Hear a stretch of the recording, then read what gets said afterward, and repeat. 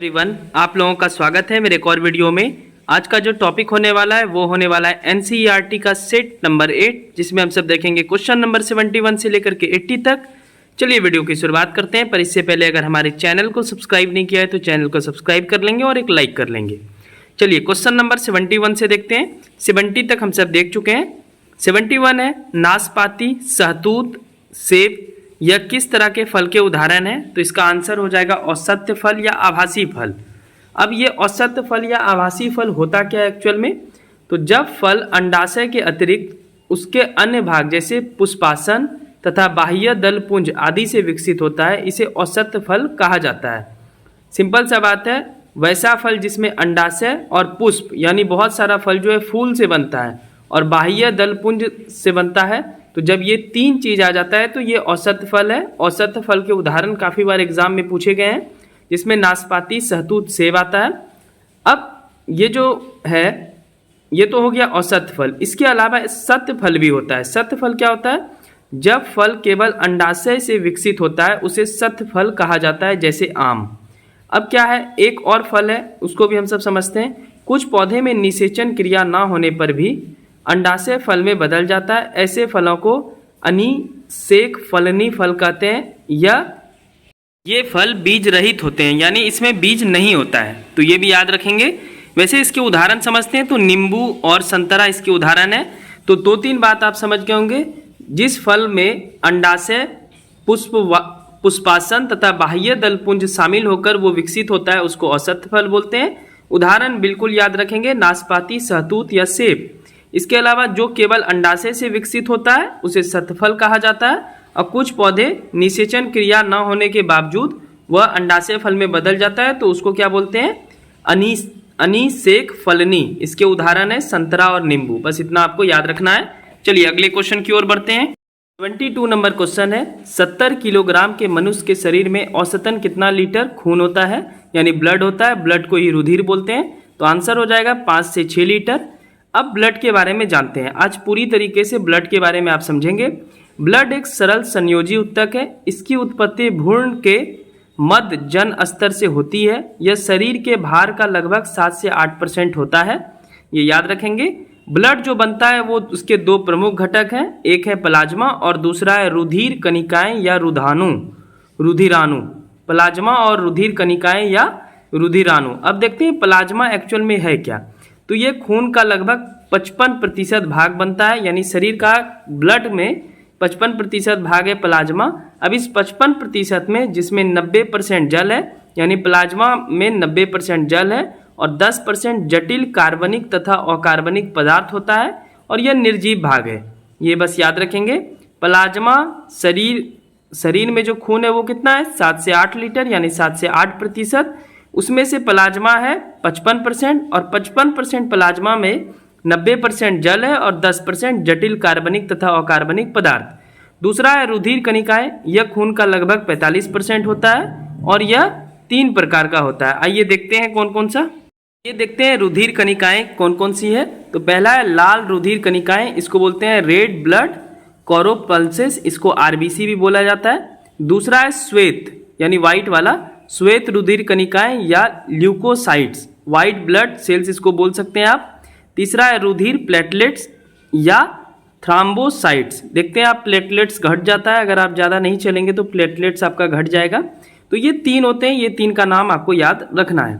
73 number बहुत ही confusing question है, तो मैं आज इसको सॉल्व करता हूँ। वैसे फसल जिसको गर्मी व वर्षा ऋतु में जून से आरंभ होकर अक्टूबर तक के महीने में उगाया जाता है, ऐसे फसल को क्या कहते हैं? ऐसे फसल को खरीफ फसल कहते हैं।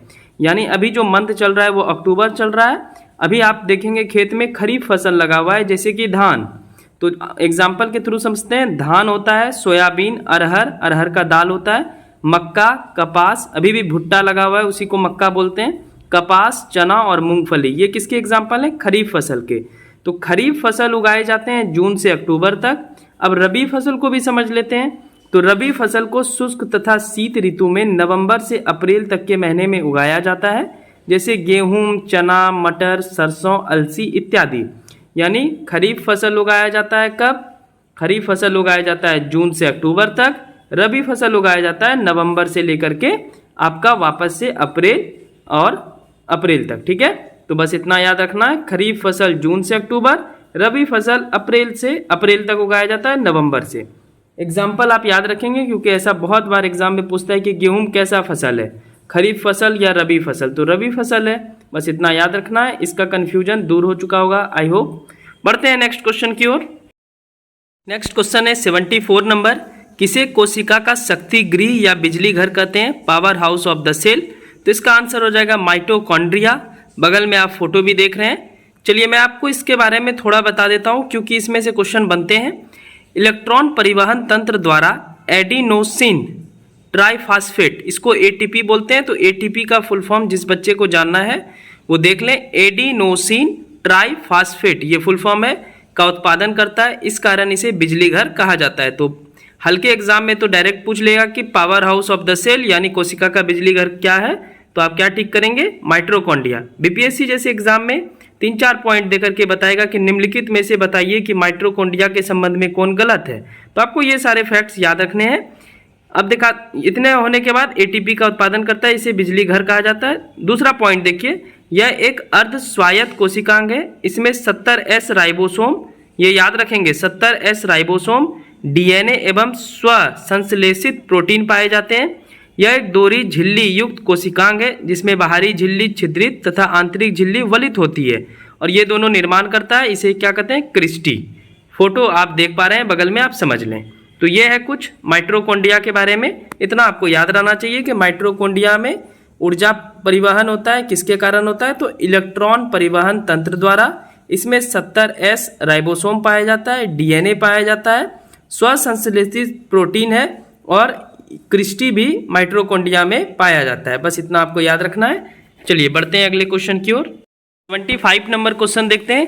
किस संवाहक उत्तक से मृदा से, यानी मृदा मतलब मिट्टी होता है, मिट्टी से जल पौधे के अन्य भागों तक पहुंचता है? तो इसका आंसर हो जाएगा जाइलम।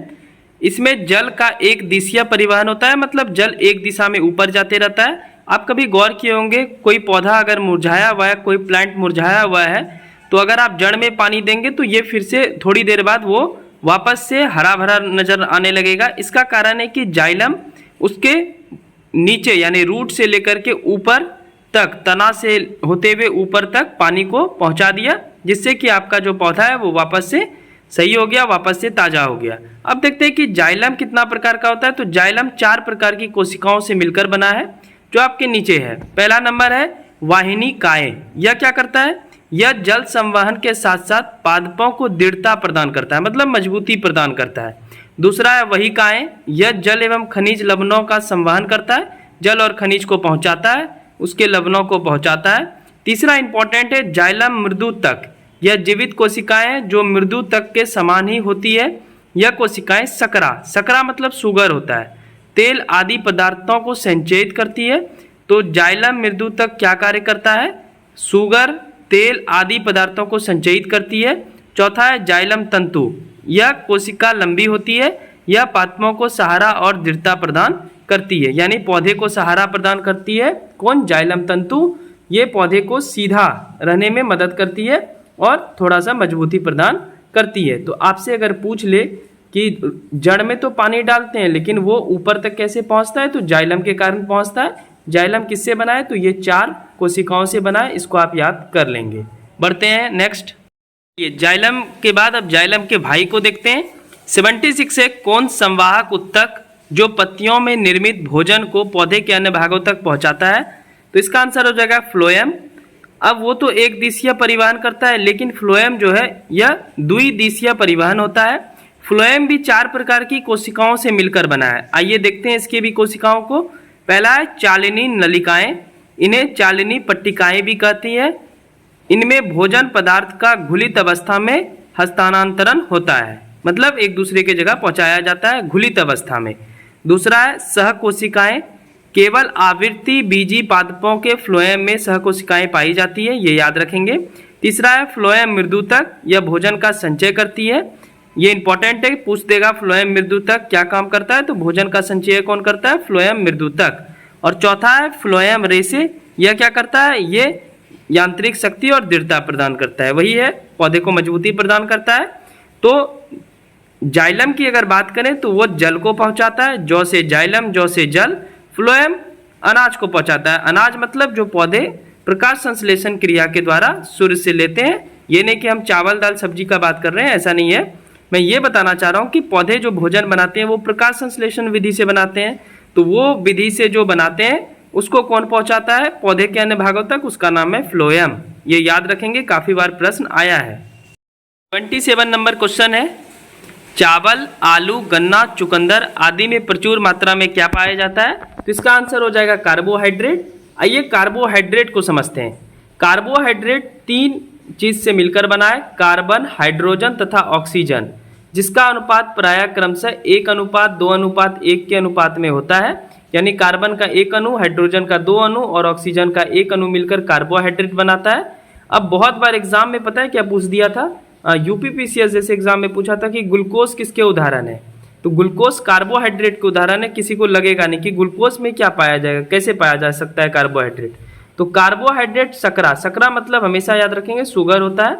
कार्बोहाइड्रेट शुगर के अंतर्गत ग्लूकोज, फ्रक्टोज जो आप चीनी यूज करते हैं, लैक्टोज, लैक्टोज अम्ल दूध में पाया जाता है, आपको पता है, तथा जटिल कार्बोहाइड्रेट के अंतर्गत स्टार्च भी होता है। यहाँ स्टार्च लिखा गया, स्टार्च कर लेंगे, ठीक है। स्टार्च के कारण ही जब आप चावल को, जब पका हुआ चावल को छूते हैं तो उसमें चिपचिपापन रहता है, वो स्टार्च ही है।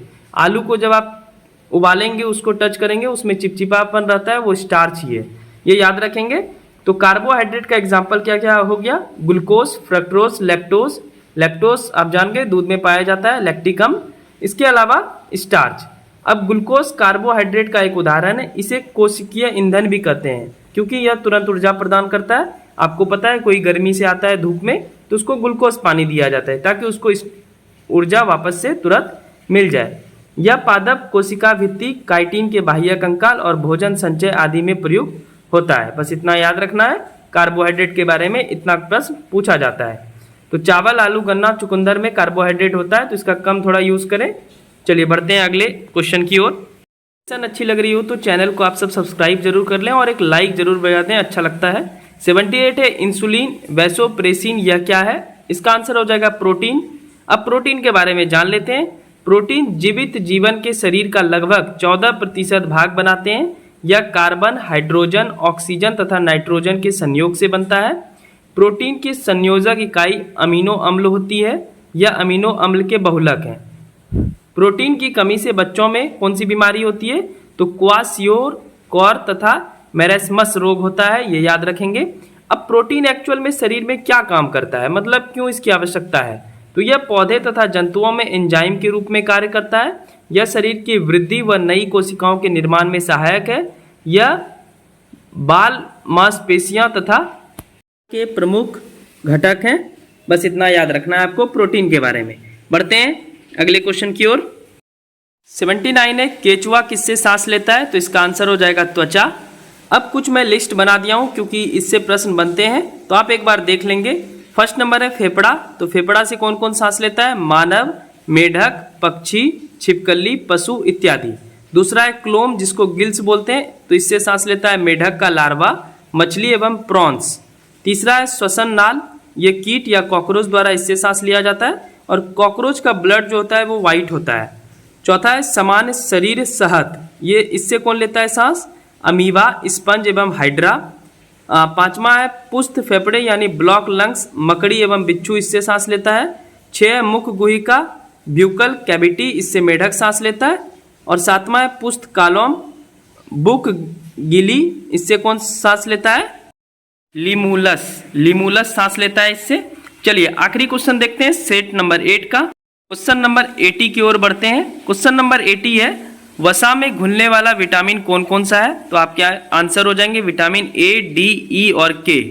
अब ये क्या है इसके बारे में थोड़ा जान लेते हैं। वसा में घुलनशील होने के कारण इनकी अधिक मात्रा का उत्सर्जन शरीर से हो पाना संभव नहीं है। इस कारण इनकी कम तथा अधिक दोनों प्रकार की मात्रा मानव में रोग उत्पन्न करती है। अगर आप जिसमें A vitamin, D vitamin, E vitamin और के विटामिन पाया जाता है, अगर वो आप ज़्यादा उसका सेवन करेंगे तो आपको रोग उत्पन्न होगा। जैसे मैं एग्जाम्पल समझाता हूँ कि आम जो है उसमें विटामिन ए पाया जाता है, लोग वो खाते हैं, और गांव में देखेंगे तो बहुत खा लेते हैं, मतलब एक व्यक्ति 30 से 35 मैंगो खा लेता है, जिससे बाद में क्या करता है वो आगे चल के हानिकारक होता है, और बाद में उसी मनुष्य के मुंह पे बहुत सारे पिंपल्स आ जाते हैं। और वो किस कारण से आता है, तो आम के वसा के कारण से। इस कारण से विटामिन ए, डी, ई और के वाले जितने भी सोर्स हैं उसको नहीं खाना चाहिए। अब एक क्वेश्चन बहुत बार एग्जाम्पल में आया है कि जल में घुलनशील वाला विटामिन कौन है, तो जल में घुलने वाला विटामिन है विटामिन बी और सी। बी और सी का आप सेवन कर सकते हैं। अगर आप 2-3 संतरा का जूस पी लेंगे तो वो यूरिन के थ्रू बाहर हो जाएगा या पसीने के थ्रू बाहर हो जाएगा, तो उतना हानि नहीं करेगा, लेकिन विटामिन ए, डी, ई और के हानि करेगा। तो ये था एनसीईआरटी सीरीज का सेट नंबर 8। ये बहुत ही इंपॉर्टेंट सीरीज चल रहा है साइंस का, आप प्लीज़ इसको इग्नोर नहीं करेंगे। 70 बीपीएससी में अच्छा करना है तो इस सीरीज को पकड़ लें। ये साल के 365 दिन तक आएगा, मैं बोल के रखा हूँ। अभी मैं सेट नंबर 8 आज हो गया हम सबका। 4 वीडियो भी हम सब पीछे चल रहे हैं, आज सेट नंबर 12 तक होना चाहिए, लेकिन मैं कुछ और भी काम में बिजी था इसलिए नहीं ला पा रहा हूँ, पर मैं इसको जल्दी मेकअप कर दूंगा।